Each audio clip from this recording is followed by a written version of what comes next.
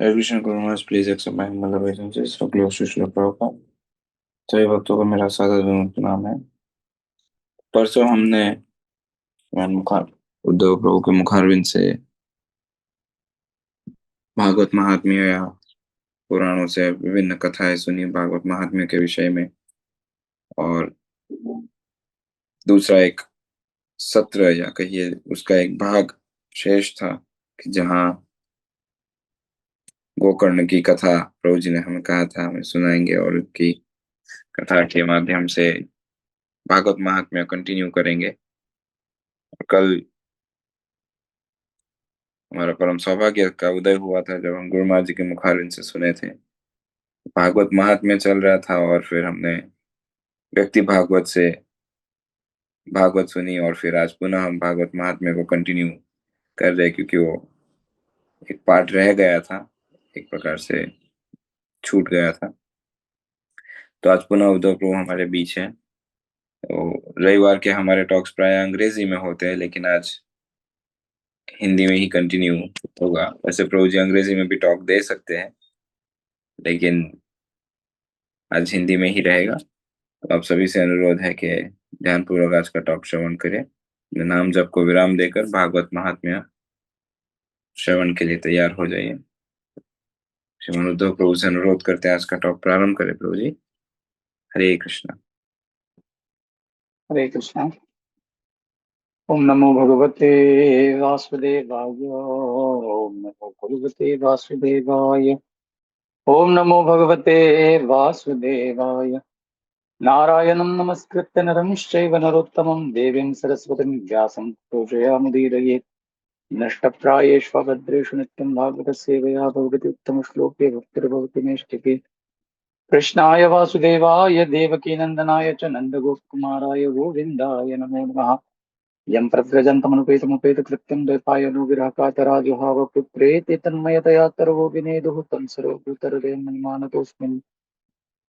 यस्यानुभावमखिलश्रुतिसारमेकमध्यात्मदीपमुतितितिर्षतां तमोन्धं संसारिणां करुण्याः पुराणगुह्यं तं व्यासशृण्व्यामि गुरुं मुनीनाम्। अभिमन्युसुतं सुतप्राहुर्भागवतोत्तम तस्य जन्ममाश्चर्यं कर्माणि च गृहिणिनः। ओमज्ञानतिमिरान्धस्य ज्ञानाञ्जनशलाकया चक्षुरुन्मीलितं येन तस्मै श्रीगुरुवे नमः। हे कृष्ण करुणा सिंधु दीनबंधो जगत्पते गोपेश गोपिका कांत राधा कांत नमोस्तुते। तप्तकांचन गौरांगी राधे वृंदावनेश्वरी वृषभानुसुते देवी प्रणमामि हरिप्रिये नमो महावदन्याय कृष्ण प्रेम प्रदायते कृष्णाय कृष्ण चैतन्य नाम्ने गौरत्पिसे नमः। वाञ्छाकल्पतरुभ्यश्च कृपा सिन्धुभ्येव च पतितानां पावनेभ्यो वैष्णवेभ्यो नमो नमः। नमो विष्णुपादाय कृष्णप्रेष्ठाय भूतले श्रीमते लोकनाथ स्वामिन्निति नामिने। नमस्ते गुरुदेवाय सर्वसिद्धिप्रदायिने सर्वमंगलरूपाय सर्वानन्दविधायिने नमो विष्णुपादाय कृष्णप्रेष्ठाय भूतले श्रीमते भक्तिवेदांत स्वामिन्निति नामिने। नमस्ते सारस्वती देवे गौरवाणी प्रचारिणे निर्विशेष शून्यवादी पाश्चात्य देशतारिणे। जय श्री कृष्ण चैतन्य प्रभु नित्यानंद श्री अद्वैत गदाधर श्रीवासादि गौर भक्तवृंद। हरे कृष्णा कृष्ण कृष्ण हरे हरे हरे राम राम राम हरे हरे। मोगं करोति वाचालं पंगुं लङ्घयते गिरिं यत्कृपातमहं वन्दे श्रीगुरुं दीनतारिणं परमानन्दमाधवं श्रीचैतन्येश्वरम्। हरे कृष्णा। सर्वप्रथम मैं महर्षि के चरणों में मेरा सादर दंडवत प्रणाम अर्पित करना चाहता हूँ। साथ ही साथ आप सभी वैष्णव के चरणों में वंदन करते हुए इस भागवत महात्म्य के उर्वरित भाग को आज हम लोग यहाँ पर सुनेंगे।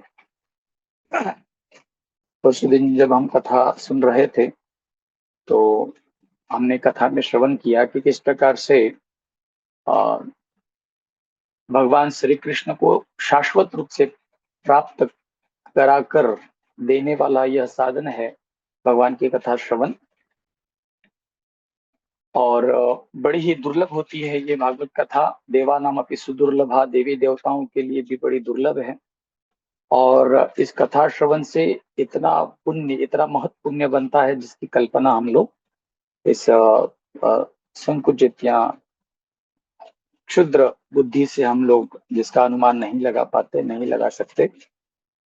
तो इसी के संदर्भ में बड़ा सुंदर उदाहरण यहाँ पर दिया गया। चार कुमारों की मुलाकात होती है नारद मुनि के साथ।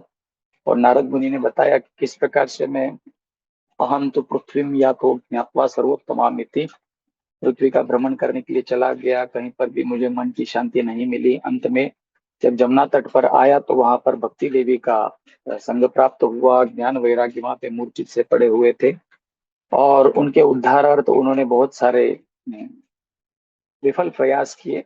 भविष्यवाणी हुई कि आपको साधुओं का संग प्राप्त होगा और वहीं पे आपको मार्गदर्शन होगा। तो 4 कुमारों से उन्होंने मुलाकात की और 4 कुमारों ने कहा कि आप गंगा के तट पर आनंद नाम का घाट है, वहां पर बैठ के भगवान की कथा श्रवण करें। तो 4 कुमार आसनस्थ हो गए हैं। चारों कुमार कथा कहना आरंभ करते हैं। ज्ञान वैराग्य भक्ति ये मुख्य श्रोता हैं और प्रश्नकर्ता हमारे नारद मुनि हैं और कथा आरंभ होती है। तो बहुत सारे कथा श्रवण के इतने पुण्य बताए हैं, इतने पुण्य बताए हैं कि जैसे एक दो श्लोक में यहाँ पर लेना चाहूंगा। कहते हैं, अश्वमेध सहस्त्राणि वाजपेयी शतानि च शुक शास्त्र कथायाश्च कला न अर्हन्ति षोडशीम। 1000 अश्वमेध यज्ञ हो या सैकड़ों वाजपेयी यज्ञ हो, जो केवल भागवत कथा श्रवण करता है उससे जो पुण्य बनता है उसका ये 16वां भाग भी नहीं हो सकता। न गंगा न गया न काशी न पुष्करम न प्रयागम शुक शास्त्र कथायाश्च फले न समता नयेत। किसी भी दिव्य धाम में जाके आप तीर्थ स्नान करें या तीर्थास्वादन करें, लेकिन भागवत कथा बैठ के यदि कोई व्यक्ति सुनता है तो उसका इतना फल बनता है कि जो किसी भी प्रकार के धामों में कहो या फिर तीर्थों में आपको नहीं प्राप्त होगा। श्लोकार्धम श्लोक पादम व नित्यम भागवतोद्भवम पठस्व सुमुखे नैव यदिच्छसि पराम गति। यदि कोई व्यक्ति दिव्य गति को प्राप्त होना चाहता है तो कम से कम एक श्लोक वो हर रोज उच्चारण करे। यहाँ तो अद्भुत है। कैमुत्र ने ऐसे कहा गया है कि श्लोकार्धम, यदि किसी को पूरा श्लोक नहीं बोला जा रहा तो आधा श्लोक बोले। या श्लोक पादम, जैसे 4 पादों का एक श्लोक होता है। जब हम देखते हैं कि अनुष्टुप छंद में 4 चरण होते हैं तो उसमें से कोई व्यक्ति आधे से आधा मतलब 1/4 कोई श्लोक उच्चारण करे तो उसको भी परम गति की प्राप्ति हो जाती है। तो बहुत सारी बातें यहाँ पे बताई गई हैं। और इस श्लोक में कहते हैं कि अंत काले तो ये नैव श्रूयते सुख शास्त्रवाग प्रत्यातसैव वैकुंठम गोविंदोपि प्रयच्छति। कोई व्यक्ति अंत काल में जिसके कानों में, जिसके कर्णों में शुक शास्त्र, ये सुखदेव गोस्वामी द्वारा उद्धृत भागवत का एकादश श्लोक भी चला जाता है या कभी कथा भी मरते समय अंत समय में उसके कर्णों में प्रविष्ट होती है तो उससे गोविंद भगवान प्रीत्या प्रसन्न होते हैं और वैकुंठोपि प्रयच्छति, उसको अपना स्वधाम वैकुंठ लोक प्रदान करते हैं। तो इस प्रकार से बहुत सारे लाभ उन्होंने भागवत कथा श्रवण के बताए। नारद मुनि जो भगवान के बहुत बड़े भक्त हैं, उनको अपनी चिंता नहीं, साथ ही साथ ऐसे भक्तों की भी चिंता नहीं जो भक्ति मार्ग में लगे हुए हैं। क्योंकि ऐसे कहा जाता है कि जो व्यक्ति सन्मार्ग में लगा हुआ है, अच्छे मार्ग में, भले ही आज की परिस्थिति में उसके जीवन में कुछ उतार चढ़ाव आ जाए, कुछ दुख संकट आ जाए, लेकिन जो व्यक्ति सदैव अच्छे मार्ग पर बना रहता है, टिका रहता है, भक्ति मार्ग पे, सतमार्ग पे चलता है, अंत उसका हमेशा भला ही होता है। जो अच्छे मार्ग पे है उसका कभी बुरा नहीं हो सकता। तो इसलिए भी नारद मुनि को अन्य भक्तों की चिंता नहीं है, क्योंकि वे साधु हैं। तो साधुओं का हृदय तो ऐसा होता है कि जैसे पर दुख दुखी, जो लोग सन्मार्ग से भटके हुए हैं, जो भक्ति मार्ग में लगे नहीं है, पापों में रत है, ऐसे लोगों की साधु संतों को चिंता होती है।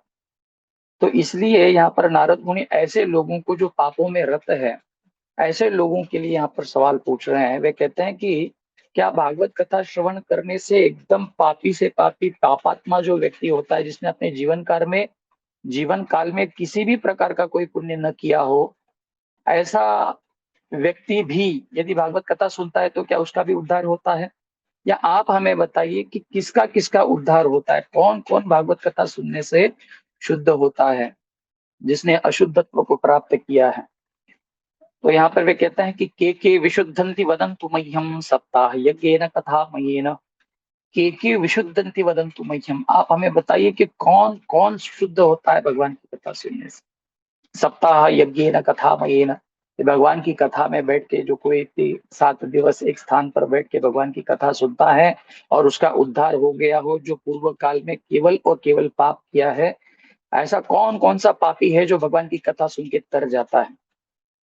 तो ऐसा सवाल जब नारद मुनि ने पूछा तो कुमारा उचुहु, 4 कुमार कहने लगे, बड़े सुंदर 3 श्लोकों में यहाँ पर उन्होंने बड़ी लंबी चौड़ी लिस्ट गिनाई है कि कौन कौन से पापी व्यक्ति जो पाप में रत हैं वे मुक्त हो जाते हैं। कहते हैं, ये मानवः पाप कृतस्तु सर्वदा, सदा दुराचार रता विमार्गगा, क्रोधाग्निदग्धा कुटिलाश्च कामिनः, सप्ताह यज्ञेन कलौ पुनन्ति ते, सप्ताह यज्ञेन कलौ पुनन्ति ते। वे सारे लोग भगवान की कथा सुन के 7 दिवस बैठ के कथा सुनते हैं, मनोभाव से, भक्ति भाव से, श्रद्धा से युक्त होकर।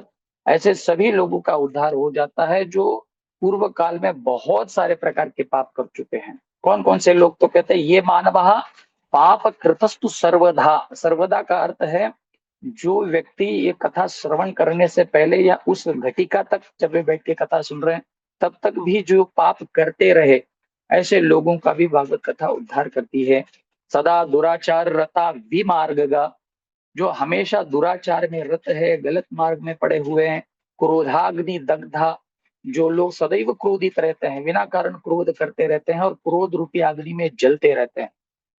कुटिलाश्च कामिनः, कुटिल है, दूसरों को फंसाने की वृत्ति रखते हैं, कामी है, काम वासना से पीड़ित हैं, ऐसे लोग।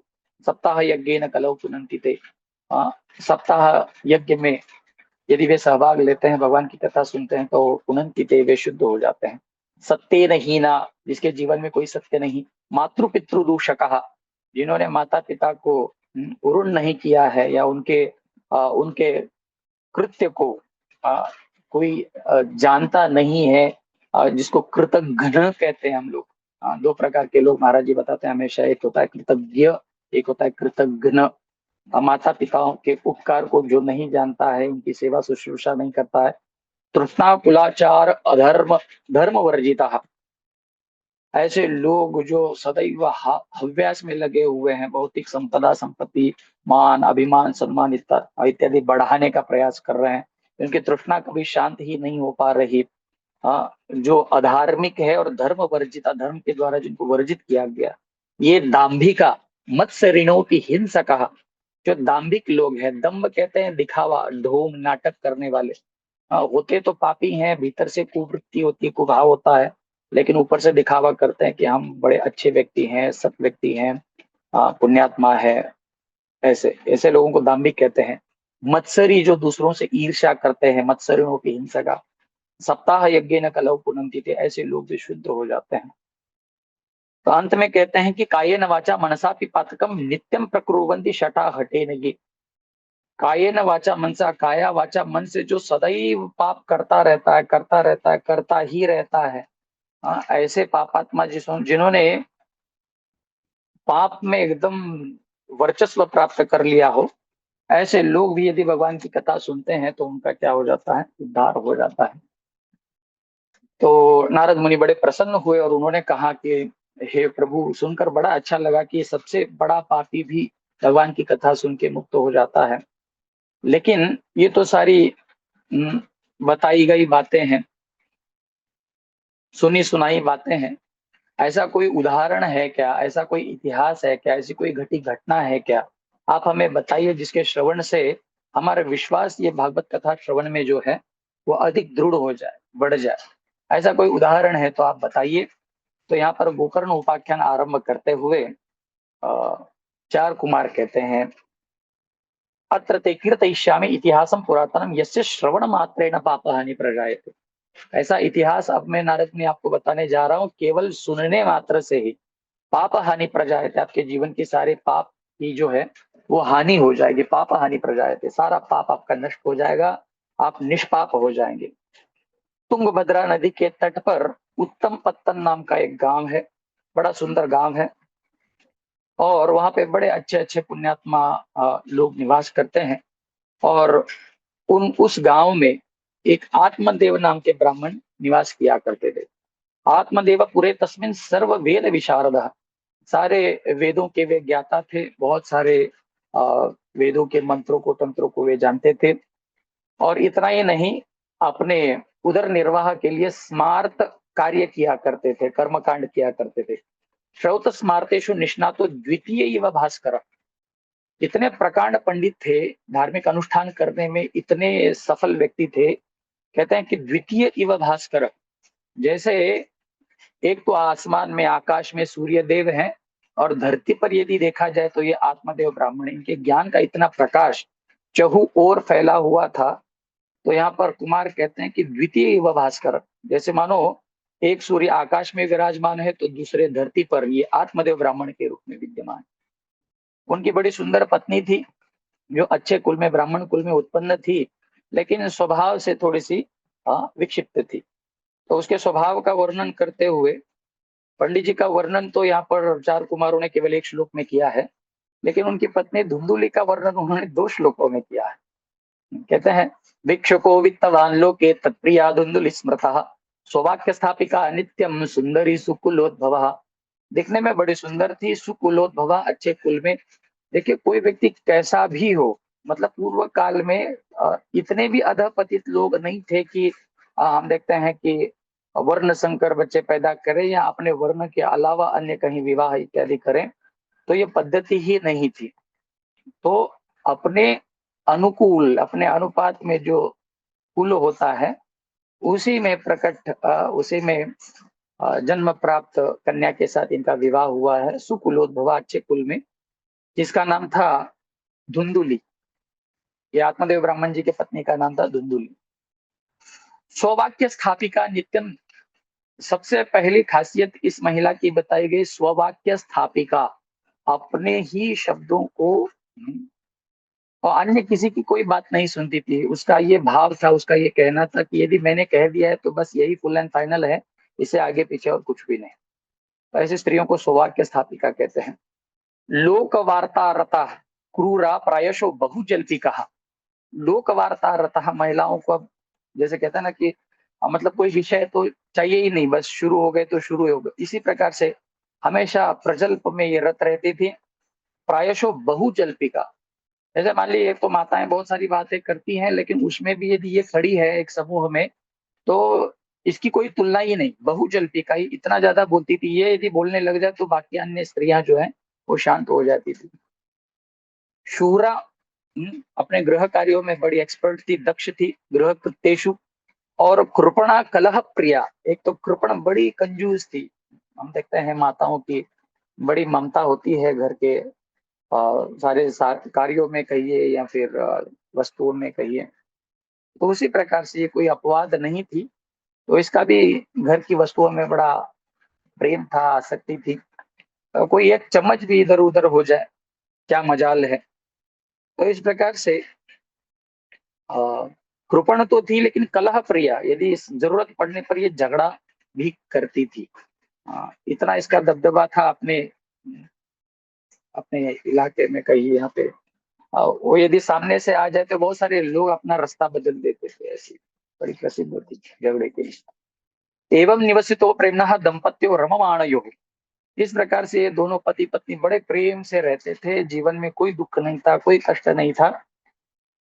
लेकिन विवाह के पश्चात बहुत काल बीतने पर भी उनको जब कोई संतति प्राप्त नहीं हुई, कोई संतान नहीं हुई, तो पंडित जी जो है वो थोड़े से दुखी हुए, थोड़े से नाराज हुए। और उन्होंने बहुत सारे साधु संतों का मार्गदर्शन प्राप्त किया। बहुत सारे लोगों ने अलग अलग मार्ग बताए। किसी ने कहा कि आप दान धर्म किया करो, आप जब दान देते हैं तो उससे पुण्य बनता है, और उससे हो सकता है आपको पुत्र की प्राप्ति हो जाए, संतति की प्राप्ति हो जाए। तो कहते हैं कि धनार्धम धर्म मार्गेन ताभ्याम नीतम तथापि च, पंडित जी ने कर्म कांड के द्वारा बहुत सारा धन कमा के रखा था, बहुत सारा धन कमा के रखा था। और उन्होंने, जब उनको कहा गया कि भैया आप दान धर्म करो, तो धनार्धम धर्म मार्गे न ताभ्याम नीतम, दोनों के द्वारा धर्म मार्ग से धन का दान हुआ। दान भी किया, अच्छे लोगों को भी किया। लेकिन ये ऐसा करने पर भी न पुत्रो ना पिवा पुत्र ना पुत्री, ये ततश्चिंता वृषम, ना उनको लड़का हुआ ना लड़की हुई, कुछ भी नहीं हुआ। पैसे तो पैसे चले गए, लेकिन संतति की भी प्राप्ति नहीं हुई। एकदा स द्विजो दुखात गृहं त्यक्त्वा वनं गतः, एक दिन की बात है, पंडित जी बड़े हैरान हो गए, परेशान हो गए। लोग नाम रख रहे थे, बच्चे नहीं हो रहे, बच्चे नहीं हो रहे। तो बड़े दुखी होकर उन्होंने घर को छोड़ दिया और जंगल में चले गए, उदास होकर चले गए। और जंगल में जाकर एक शांत स्थान पर बैठते हैं। वहां पर बड़ा सुंदर जलाशय था, वहां पर जलपान करते हैं और क्लांत होकर एक पेड़ के नीचे बैठ जाते हैं। थोड़ी सी तंद्रा सी लग जाती है, लेकिन कुछ ही क्षणों में वहां पर मुहूर्तादपि तत्रैव सन्यासी कश्चित आगतः, एक साधु महात्मा कमंडलू लेकर वहां पर पहुंच गए।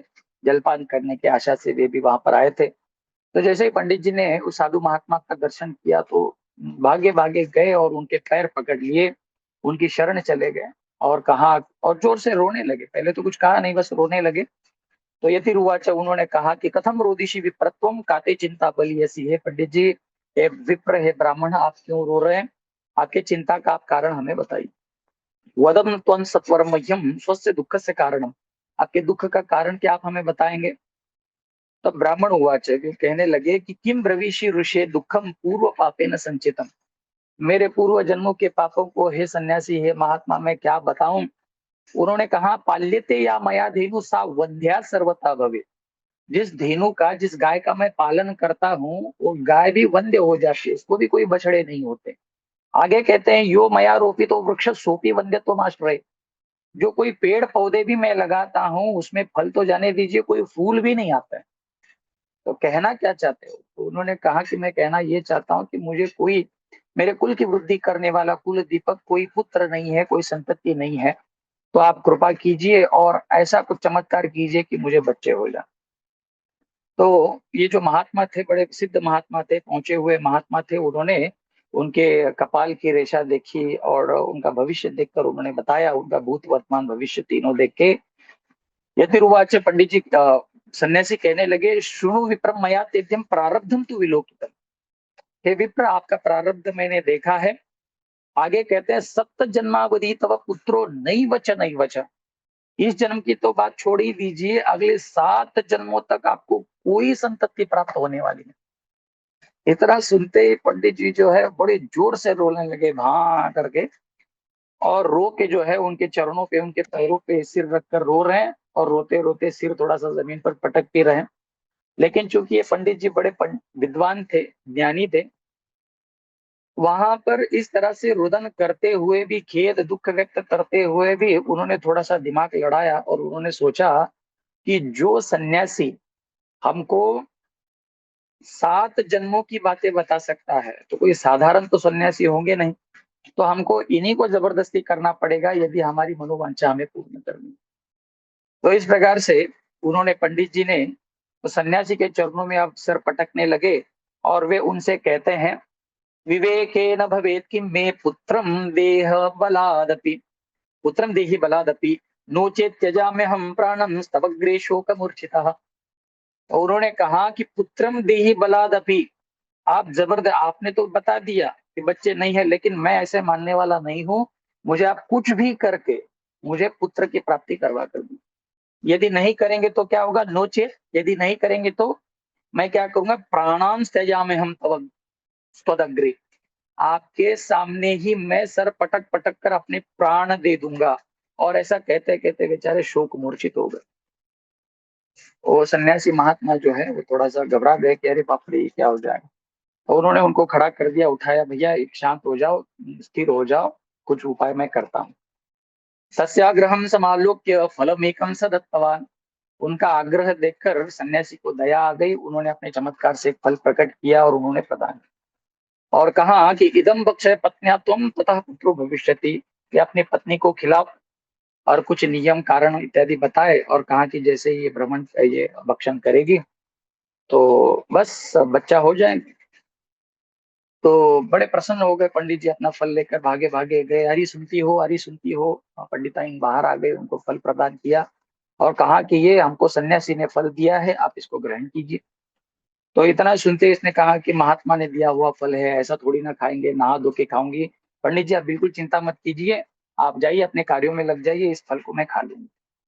तो जैसे उसको फल प्राप्त हुआ, वो फल लेकर भागी अपने एक सखी के पास और उसके सामने जाके रुदन करते हुए कहने लगी कि हे मेरी प्रिय सखी, प्राण सखी, देखिए ऐसी बात है कि ये जो फल पंडित जी हमारे लेकर आए हैं, पता नहीं कौन से महात्मा ने दिया है, किस तरह का फल है, क्या मेरे शरीर पर प्रभाव डालेगा, इसका कोई आता पता नहीं है।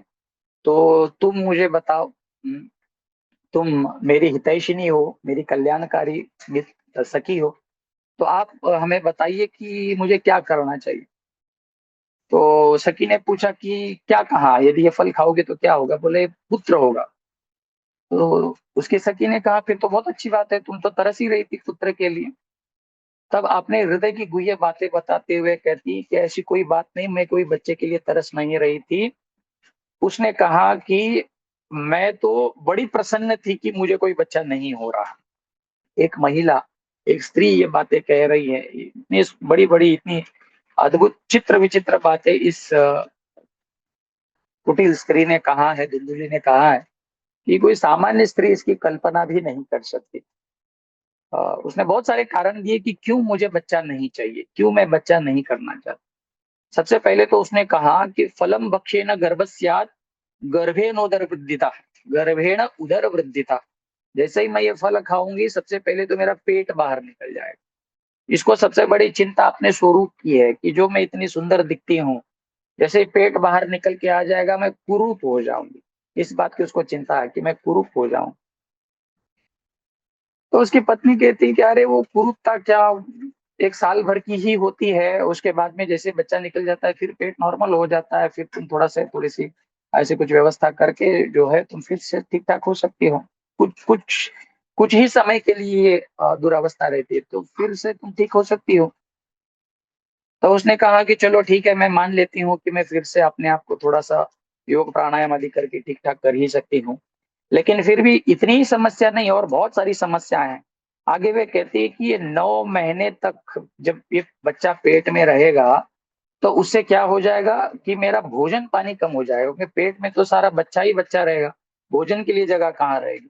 तो कहती है स्वल्प भक्षम तथो अशक्ति गृह कार्यम कथम भवे। यदि इस बच्चे के चलते मैं भोजन कम करने लगूंगी, इतनी कंजूस थी, जैसे कहते हैं ना कि बड़ी ही कुटिल थी, कंजूस थी, कृपण थी। तो इतना पैसा होते हुए भी कोई नौकर नौकरानी उन्होंने घर में नहीं रखे थे, सारे अपने कार्यों को पंडिताई नहीं करती थी। तो धुंधुली ने कहा कि यदि मैं भोजन पानी कम करूंगी तो अशक्ति हो जाएगी, शरीर में शक्ति नहीं रहेगी, फिर ये कार्य सारे कौन करेंगे, घर के कार्य कौन करेंगे, ये चिंता है। आगे कहती है दैवात धाटी व्रजेत ग्राम है पलायत गर्भिणी कथम। मान लो ऐसी कोई परिस्थिति आ जाए कि अचानक गांव में कोई डाकू डकैत आ जाए, हाँ, बाकी सारे लोग तो भाग जाएंगे, फिर मेरा क्या होगा, मैं इतना बड़ा पेट लेके कहाँ भागूंगा। मानो गलती से आग लग जाए घर में, सब तो प्राण बचा के भाग जाएंगे, मेरे प्राण कैसे बचेंगे। तो ऐसी सारी अनर्गल बातें वे करने लगी। तो उसकी सखी कहती है आज तक कभी ऐसा हुआ नहीं, आज तक कभी आग लगी नहीं, जैसे ही तुम्हारे पेट में बच्चा आ जाएगा तुरंत आग लग जाएगी। अरे ऐसी क्यों बकवास बातें कर रही हो। तो वे कहती है कि चलो मान लो ऐसा भी कुछ नहीं होगा। आगे वे कहते हैं कि मैंने सुना है कि बच्चा जब प्रसव लेता है या प्रसव होता है, जब जन्म लेता है तो बहुत सारी क्रिटिकल सिचुएशन आती है, जहाँ पे बच्चा जो है पेट में ही घूम जाता है, आधा इधर आधा उधर अटक जाता है इसी तरह। तो वे कहती है तीयक चेदागतो गर्भस तदा में मरणम भवे। यदि मानो बच्चा निकलते निकलते तीर्यक चेत बीच में ही टेढ़ा मेढ़ा हो जाएगा, अटक जाएगा, तदा में मरणम भवे, तब तो मानो मैं मर ही गई। फिर तो कोई मतलब ही नहीं रहा। और इस तरह से वे बहुत सारे कारण देती है। प्रस्तुतो दारुणो दुखम सुकुमारी कथम सर। मानो ऐसा कुछ ना भी हो जाए। उसकी सखी कहती है देखो मेरे चार चार पांच पांच बच्चे हैं, मुझे तो आज तक कभी ऐसा हुआ नहीं। तो वह कहती है कि मान लो ऐसा कुछ हो, ना भी हो, लेकिन बच्चा जब पैदा करते तो मैंने सुना है कि बहुत दुख होता है, प्रसूति पीड़ा बड़ी है, और मैं तो एकदम सुकुमारी हूँ, किस प्रकार से ये सहन कर पाऊंगी, तो मुझसे नहीं होगा। और भी कारण बताती है मंदाया मदी मई सर्वस्वम ननंदा संहरते तदा। वे कहती हैं कि जैसे 9 महीने में मैंने बहुत सारे अपने घर के घर को संवार के रखा है, बहुत सारी चीजें इकट्ठा की है। यदि मेरा पेट बढ़ जाएगा तो एक कोना पकड़ के मुझको बेड रेस्ट लेना पड़ेगा, तो मेरी ननंद आ जाएगी। ननंदा संहरते तदा कहती है, देखिए क्या क्या समस्या उद्भव मतलब प्रकट कर रही है कि मेरी ननंद आ जाएगी, भैया तुमको मदद करूंगी कह के, और धीरे धीरे एक एक चीजें जो मैंने बड़ी ध्यान से जमाई है, सब यहाँ से वो लंपाज कर देगी, सब लेकर चली जाएगी, इस बात की चिंता। और आगे कहते हैं कि ये सत्य शौचम, शौचादि नियमों दुराराध्य सदृश्यते। ये पंडित जी ने, वो महात्मा ने इतने सारे नियम, यम नियम बताए हैं। मैं तो चटोरी हूँ, चटपटा खाने वाली, ये सारी चीजें। वो कहते हैं तीखा नहीं खाना चाहिए, प्याज लहसुन नहीं, ये नहीं, वो नहीं, ऐसा नहीं, वैसा नहीं। तो ये तो मेरे लिए एकदम कठिन है। और मानो सब बढ़िया से बढ़िया रह गया, बच्चा पैदा हो गया, तो सब बच्चे अच्छे थोड़ी पैदा होते हैं। एक तो बच्चों को बचपन से बड़े से बड़ा करना भी, लालने पालने दुखम प्रसूतायाश्च वर्तते। बच्चे के लालन पालन में भी बहुत दुख है, बहुत कष्ट है। वो बीमार पड़ता है, ये होता है, वो होता है, आगे चल के स्वभाव उसका बिगड़ जाता है, माता पिता को उठा के वृद्धाश्रम में फेंक देता है। तो बहुत सारी समस्या है, कोई कम समस्या थोड़ी है।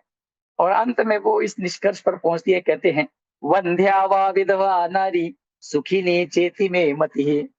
इस संसार में दो ही स्त्रियां सुखी है। ये एक स्त्री कह रही है, ध्यान से सुनिए। कहती है वंध्या व विधवा नारी, इस संसार में जो वंध्य नारी है, मतलब जिसका कोई बच्चा नहीं है, या फिर विधवा नारी जिसका पति ही मर गया हो, सारे दुखों का जड़ ही खत्म हो गया, बस यही स्त्री संसार में सबसे तो कहती है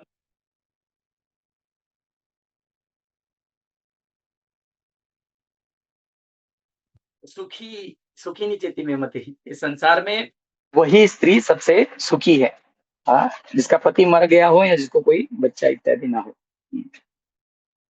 तो इस तरह से बहुत सारी बातें कहती है। तो बेचारी उसकी सखी जो होती है बड़ी दुखी हो जाती है, लेकिन कहती है कि देखो, आप सीधा सीधा बताओ कि आप बच्चा चाहती हो या नहीं चाहती। तो उसने कहा कि नहीं नहीं, मुझे कोई बच्चा नहीं चाहिए। तो ठीक है, एक काम कीजिए। बोले क्या? देखो, मुझे ऑलरेडी 4-5 बच्चे हो गए हैं, मैं ऑलरेडी 1 महीने गर्भ से हूँ। तो आप एक काम करना, ये बच्चा जब मेरा हो जाएगा तो ये बच्चा मैं आपको प्रदान करूंगी, लेकिन इसमें मेरे पति की जो है वो अनुमति की जरूरत है। मेरा पति बड़ा लोभी है, आप उनको कुछ पैसे दे देना। हम्म? वह कहती वित्तम त्वम मत पतेर्यच्छ सते दास्यति बालक। मेरे पति को आप कुछ वित्त देंगे तो वो लोभ के कारण अपने बच्चे को आपको देने के लिए तैयार हो जाएगा। तो एक काम करो, ये जो फल है, ये फलम अर्पये धेन्वे त्वम परीक्षार्थम तो सांप्रतम। देखते हैं सही में ये फल प्रभावशाली है कि नहीं, गाय को खिला देते हैं। तो परीक्षा के लिए उस फल को गाय को खिला दिया, और कहा कि आप नाटक किया करो, पेट पे कुछ किसी प्रकार से कोई कपड़ा इत्यादि बांधकर आप पेट बढ़ने का नाटक करना, नीति नियमों का पालन कर रही हूँ ऐसे कह के पंडित जी को पास में मत आने देना। और इस तरह से 9 महीने बिता दिए। और इसके सखी ने अपना, जैसे इसको बच्चा हो गया, लड़का हो गया, उसके पति के द्वारा उस तक पहुंचाया गया। उसको यथेच्छ धन संपदा इस धुंधुली ने प्रदान किया है। और उसके बाद में उन्होंने आत्मदेव ब्राह्मण को कहती है कि हे पतिदेव, देखिए आपकी प्रसन्नता के लिए मैंने ये बच्चे को जन्म दिया है। तो पंडित जी बड़े प्रसन्न हो जाते हैं, लड़का हुआ, लड़का हुआ, लड़का हुआ। और सारे गांव में मिठाइयां बांटी जाती हैं। और चूंकि इतने परिश्रम के साथ, इतने कष्ट के साथ माता ने इस बच्चे को जन्म दिया है, यह सोचकर आत्मदेव ब्राह्मण उसकी माता के, मतलब धुंधुली के ही नाम पर से उस बच्चे का नामकरण किया जाता है।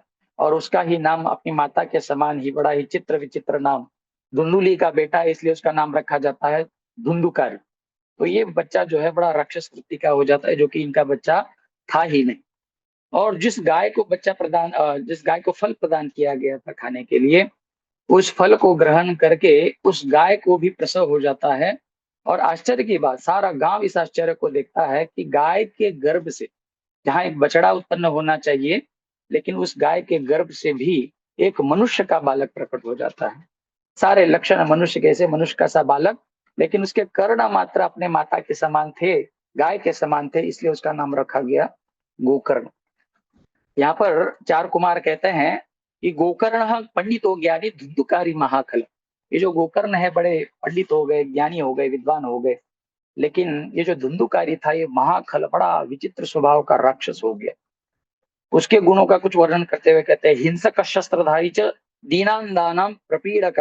हिंसक था, हमेशा शस्त्र धारण किया करता था, दीनहीन अंधे लोगों को परेशान करता था, ले जाके रास्ते के किनारे ढकेल देता था। चांडालाधीरतो नित्यम पाश हस्त स्वसंगता। चांडालाधीरतो नित्यम, हम देखते हैं कि वो चंडाल बन जाता है, अगल बगल में सब चांडाल लोग रहते। चांडाल का अर्थ है कुत्ते खाने वाले या कुत्तों का संग करने वाले।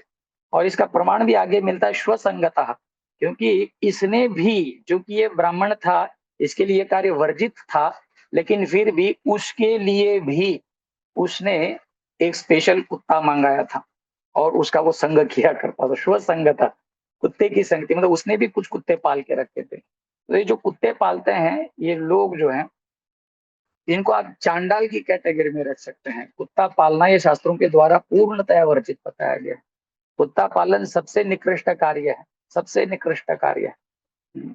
ऐसे बताया गया है कि कुत्ता, जब हम भगवान को भोग लगाते हैं, गलती से किसी कुत्ते की नजर भी पड़ जाए तो उसको भोग तो लगा ही नहीं सकते, साथ ही साथ उसका सेवन ग्रहण भी नहीं कर सकते, उसको ले जाके किसी मिट्टी में दफनाना पड़ता है, ऐसे शास्त्र कहा गया। तो इतना हीन माना गया शास्त्रों में। लेकिन ये कलयुग है, सारा उल्टा पुल्टा हो रहा है। ऐसे बताया जाता है कि एक जमाना था जब घर में गाय बांधा करती थी और गली में कुत्ते घूमते थे। लेकिन आज दुर्दशा ऐसी है, कुत्तों को अपने बेड पर लोग, मालिक लोग लेकर सोते हैं और गाय बेचारी घास फूस छोड़कर प्लास्टिक इत्यादि खाते हुए गली गच्चड़ में घूम रही है। ये दुर्दैव है। तो ये भी कुत्तों का पालन किया करता था। और इतना ही नहीं, वेश्या का संग किया करता था। तेन वेश्या कुसंगेन पितरम वित्तम तु नाशितम। वेश्या का संग करके, क्योंकि ये जार स्त्रियां होती हैं, धन चाहती हैं, पैसा चाहती हैं, तो पैसा पैसा करती थी। हर बार कोई हार लेके जा रहा है, कोई साड़ी, कोई ये कोई वो। इस तरह से उसने अपने बाप का सारा संपत्ति जो है, बाप पिता की सारी संपत्ति नष्ट कर दी। और जब सारी संपत्ति नष्ट हो गई तो एक दिन आकर पिताजी को धमकाने लगा। एकदा पितरौ ताड्य पात्राणि स्वयमाहर। अपने बाप को डरा धमका कर, कहाँ है पैसा, कहाँ कुछ छुपा के रखा है क्या, कहाँ कहीं गाड़ के रखा है क्या। जब आत्मदेव ने मना कर दिया तो पात्रानी, उसके घर में बहुत सारे तांबे, पीतल, कांसे के इत्यादि बर्तन थे, वो सारे बर्तनों को ले गया, उसको कबाड़ वाले को देके फिर वेश्या संग करने लगा। ऐसी दुर्दशा जब ये पंडित जी ने देखी, दुर्दैव आ गया, दुर्भाग्य आ गया, बुरे दिन आ गए, तो रोते बिलखते अपने छोटे बेटे के पास, गोकर्ण के पास, जो कि बड़े ज्ञानी थे, पंडित थे, उनके पास आत्मदेव ब्राह्मण जाते हैं, बेटे के चरणों में बैठते हैं, कहते हैं कि बेटा अब तुम ही बताओ ऐसी परिस्थिति में मुझे क्या करना चाहिए। तो गोकर्ण जी ने 3 श्लोकों में उनको विशेष मार्गदर्शन किया। समय के अभाव में श्लोकों को नहीं लेंगे, लेकिन एक श्लोक जरूर लेंगे जहाँ पे वे कहते हैं, धर्मम भजस्व सततम त्यज लोक धर्मान् सेवस्व साधु पुरुष जहि काम तृष्णाम अन्यस्य दोष गुण चिंतन माशु मुक्त्वा सेवा कथा रसमहो पितर नितराम पिबत्वम। धर्मम भजस्व सततम त्यजलोक धर्मान। वे कहते हैं कि भागवत धर्म का अनुष्ठान करो, हम जो आत्मा का जो धर्म है उस धर्म का पालन करो, सनातन धर्म का, जीव के धर्म का पालन करो। त्यजलोक धर्मान, किसी के बाप हैं, किसी के बेटे हैं, किसी का ये, किसी का वो, इस प्रकार से शरीर से संबंधित गौण जितने भी धर्म है उनका त्याग करो। सेवस्व साधु पुरुष, साधु संतों की सेवा करो, साधु संतों की सेवा करो। जही काम तृष्णाम, सारी काम वासनाओं को छोड़ दो। अन्य से दोष गुण चिंतन माशु मुक्त्वा। अन्यों के दोषों को तो गिनना ही नहीं, किसी का गुणगान करने की भी जरूरत नहीं है। बहुत सारे लोग हम देखते हैं कि बहुत सारे लिपा पुताई करते हैं लोगों को प्रसन्न करने के लिए, चापलूस इत्यादि करते हैं। किसी भक्तों को ये भी करने की आवश्यकता नहीं है। अन्य से दोष गुण चिंतन आशु मुक्त्वा, दोष और गुण दोनों को छोड़ दीजिए। यदि आपको गुणगान करना है तो भगवान का कीजिए, भगवान के भक्तों का कीजिए, भगवान के धामों का कीजिए, भगवान से संबंधित चीजों का कीजिए। जो भौतिक जगत में शेठ बने बैठे हैं उनकी चापलूसी करने में कोई मतलब है नहीं। तो वे कहते हैं ऐसा करके, सेवा कथा रसमहो नितराम पिबत्वम, भगवान की कथा श्रवण करो और इस तरह से अपने आप को सेवा में लगा।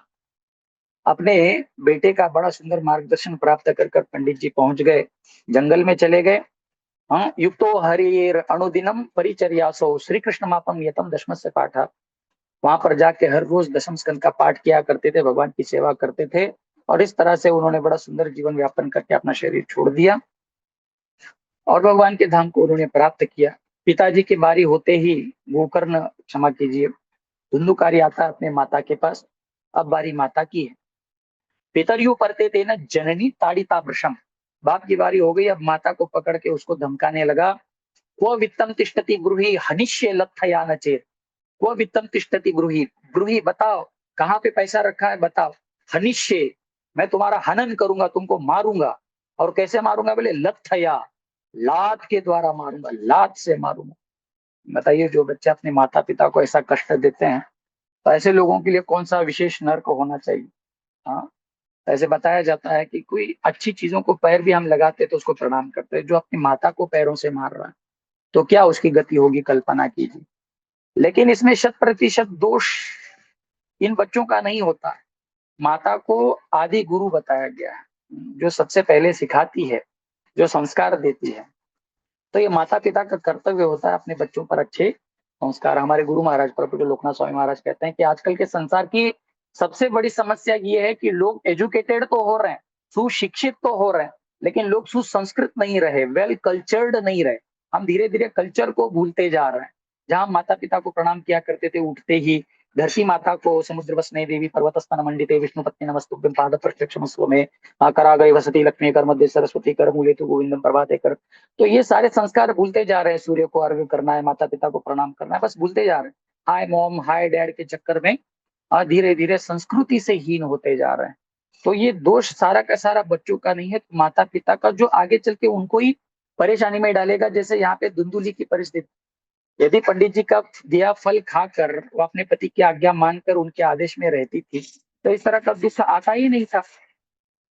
तो इस प्रकार से अब इसकी बारी आ गई और उसने अपने माता को मारना आरंभ कर दिया। तो इससे परेशान होकर बेचारी कूपे पातः कृतो रात्रौ तेन सा निधनम गता, रात्रि के समय में कुएं में छलांग मार उसने अपने शरीर को संपन्न कर दिया।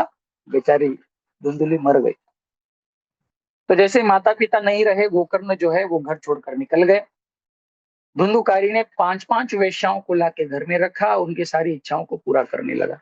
तो वेश्या का संग करके उसका सारा जीवन जो है ध्वस्त हो चुका था, एकदम अधो मार्ग में चला गया था, निर्गत। एक दिन की बात है, उसने बहुत बड़ा धन राजा के राजकोष पर ही हाथ मारा और बहुत बड़ा धन लेकर आया। उस धन को देखकर एक नहीं दो नहीं 5-5 वेश्याएं रहती थी। उन वेश्याओं ने सोचा कि पंडित जी ने राजकोष पर हाथ मारा है और इसका दुष्परिणाम ये होगा कि कानून के हाथ बड़े लंबे होते हैं, एक दिन हमारे गले तक पहुंच जाएंगे, इस पंडित जी को ही खत्म कर देते हैं। तो उन्होंने रात्रि के समय जब पंडित जी सोए थे, तो कहते हैं पाशम कंटे निधाया से तन मृत्यु उपचक्रमो, उसके गले में पाश बांध के उसको मारने का प्रयास करने लगे। लेकिन ये राक्षस जब नहीं मरा, तो आगे कहते हैं तप्तांगार समूहांश तन मुखे ही विचिक्षिपो। तप्तांगार समूहांश, खोलते हुए जो अंगारे होती हैं, उन अंगारों को लाया गया झाड़ी से और उनके मुंह में डाल के ठूस ठूस के उसका कंठ जब आवृत हो गया, अग्नि ज्वालाती दुखे न व्याकुलो निधनम गता, इस तरह से व्याकुल होकर ये मर गए। ये सारे अपनी वेश्याएं जो थी वो अपना अपना धन लेकर वो घर बार छोड़कर निकल गई। उन पंडित जी को उस घर में ही दफनाया गया। काफी समय के बाद गोकर्ण जी घूमते घामते जब वहां पर आए, एक रात्रि उन्होंने सोचा कि चलो घर पड़ा है ऐसे ही, खंडर बना है, तो वहीं एक रात्र विश्राम करते हैं। तो चूंकि अकाल इसकी मृत्यु हो गई थी, तो ये प्रेत योनि को प्राप्त हो गया था। और रात्रि के समय में जो है ये अपने प्रेत परक कार्यों को करना आरंभ कर दिया। बयार आने लगा, बवंडर आने लगा, बीज चमकने लगी, भेड़ा भैंसे की अलग अलग आवाज निकालने लगा। तो ये सारी एक दुर्गति प्राप्त जीव की इन सारी हरकतों को देखकर गोकर्ण जी, जिन्होंने अब तो सिद्धि प्राप्त कर ली थी, बड़े पहुंचे महात्मा बन गए थे, तो उन्होंने कमंडलू से गंगा जल निकाला और उस प्रेत के ऊपर छिड़का। और प्रेत के ऊपर छिड़का तो उसका प्रभाव ऐसे हो गया कि प्रेत बोलने लगा। तो धुंधुकारी से पूछा गया, गोकर्ण जी ने पूछा कि भैया कौन हो और क्यों इस योनि को आपने प्राप्त किया है? किंवा प्रेत पिशाचो व राक्षसो संशोना, आप कौन हो? भूत प्रेत पिशाच राक्षस हो कौन और क्यों इस योनि को आपने प्राप्त किया है? तब प्रेत उवाच, वो कहता है अहम भ्राता त्वदीयोस्मिन् धुंधुकारी इति नामतः। भैया क्या आप हमको भूल गए? मैं आपका भाई धुंधुकारी हूँ और स्वकीय नैव दोषेण ब्रह्मत्वं नाशितम मया, अपने दोष से ही माता पिता की सेवा न कर वेश्याओं का संग करके दुष्कर्मों में पड़ के मैंने अपने जीवन को नष्ट कर दिया और इस प्रेत योनि को मैंने प्राप्त किया। तो गोकर्ण जी कहते हैं त्वदर्थम तु गया पिंडो मया दत्त विधानतः, जब मुझे पता चला कि आप मर गए हो तो आपके लिए मैंने गया जी में जाकर पिंडदान किया है। तो ये बात जो है, स्टेटमेंट बड़ी महत्वपूर्ण है, आप सभी भक्त ध्यान से सुने। वो प्रेत कहता है गया श्राद्ध शते नापि मुक्तिर में न भविष्यति, बोले एक दो नहीं, ऐसे 100-100 गया श्राद्ध भी करेंगे तो मेरे जैसे पापी की मुक्ति, जिसके लिए उसकी माता आत्महत्या कर चुकी हो, पिता घर छोड़ के निकल गए हो, एकदम साधु समान भाई घर द्वार छोड़ के निकल गया हो, जिसने वेश्याओं का संग किया हो, हर तरह के दुष्कर्म किए गए हो, ऐसे लोगों का उद्धार हो गया का पिंडदान भी नहीं कर सकता, तब मुझे क्या करना चाहिए? तब वो गोकर्ण जी ने कहा एक रात जैसे तैसे निकालिए, दूसरे दिन देखते हैं। जैसे सूर्य प्रकट होता है, सारे पंडितों को बुलाया गया, सारे पंडितों ने सारे शास्त्रों को झाड़ा लगाया, देखा कि हर शास्त्र में कोई उपाय है क्या, गया पिंड से भी मुक्ति नहीं हो गई तो क्या होना चाहिए। तो सारे लोग इस निष्कर्ष पर पहुंचे कि बोले जिसकी मुक्ति गया में पिंडदान करने से नहीं होती, वो व्यक्ति संसार से कदापि मुक्त नहीं हो सकता। इतना सुनते ही गोकर्ण जी बड़े दुखी हो गए, और धुंधुकारी तो बेचारा वहां पर खड़ा खड़ा ही रो रहा था, दिख तो नहीं रहा था लेकिन रुदन की आवाज आ रही थी। तो गोकर्ण जी स्तंभन चक्र, एक स्तंभन विद्या को जानते थे, गतिमान चीजों को रोकने का सामर्थ्य उन्हें प्राप्त था।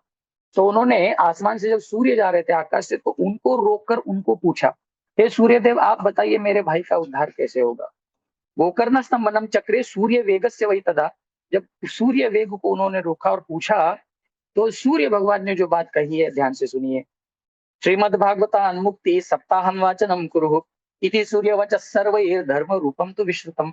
सारे गांव ने ये बात सुनी, सूर्य भगवान ने स्पष्ट रूप से कहा कि आप भगवान की कथा कीजिए। सप्ताह वाचनम कुरु, श्रीमद् भागवतान मुक्ति, उसकी मुक्ति केवल और केवल भगवान की कथा सुनने से होगी। तो बड़ा सुंदर आसन लगाया गया, और बड़े आसन पर खुद गोकर्ण जी बैठे। एक वहां पे 7 ग्रंथियों वाला बांस था, जिसमें आग्रह किया गया, आह्वान किया गया।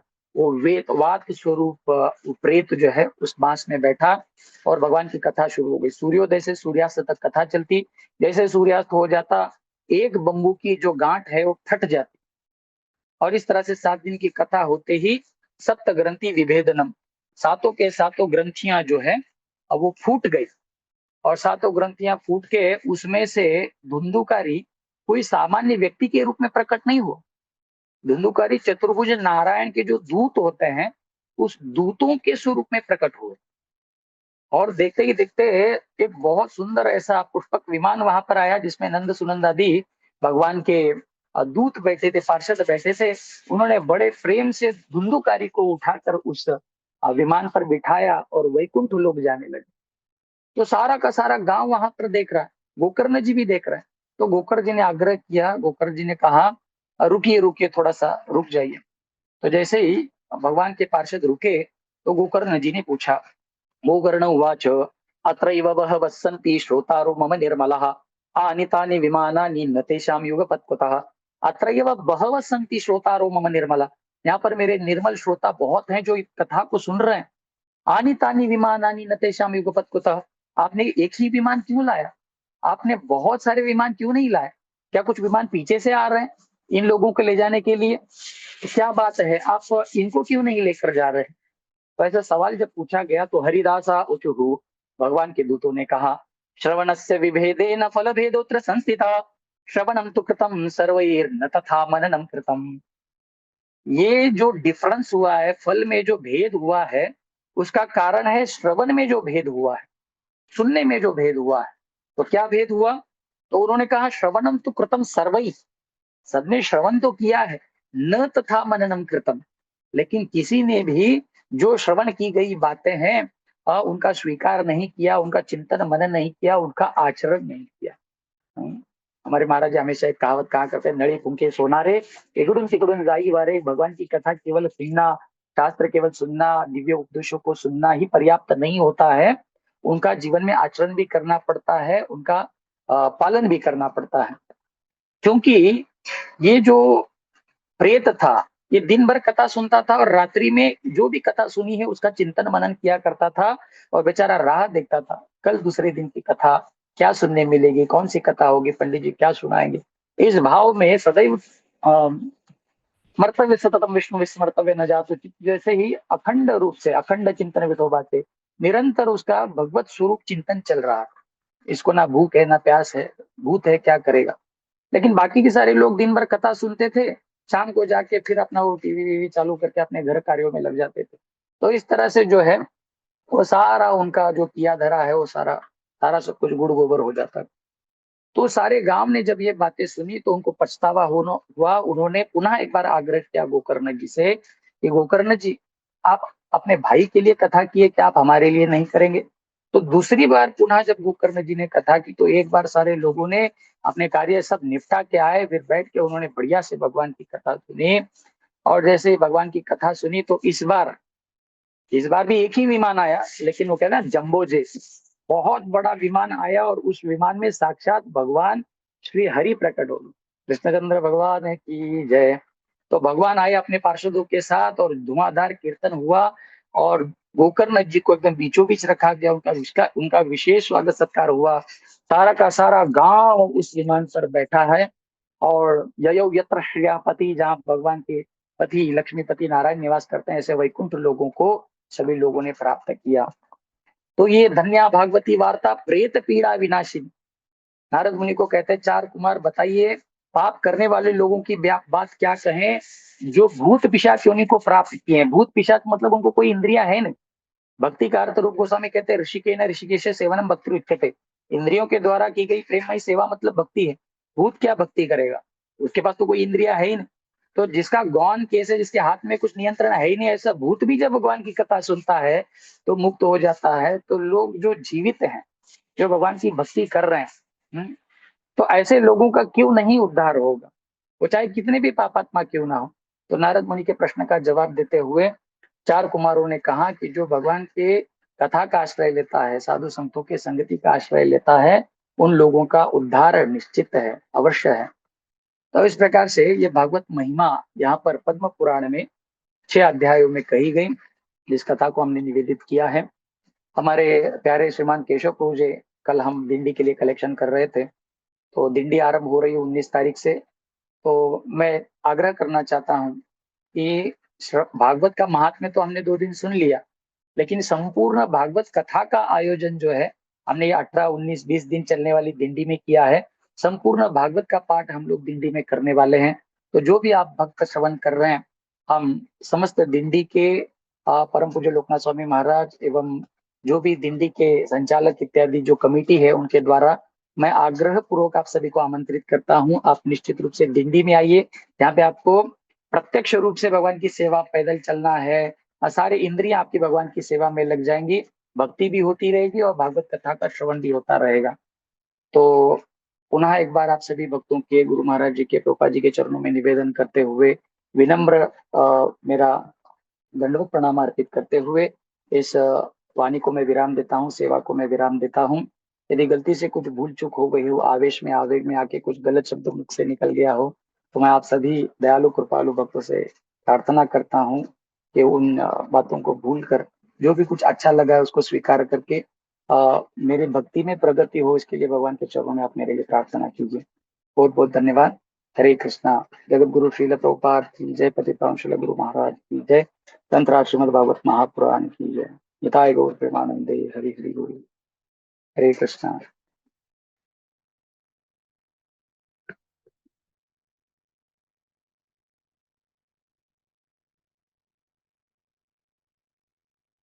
पद्ममाली प्रभु हैं?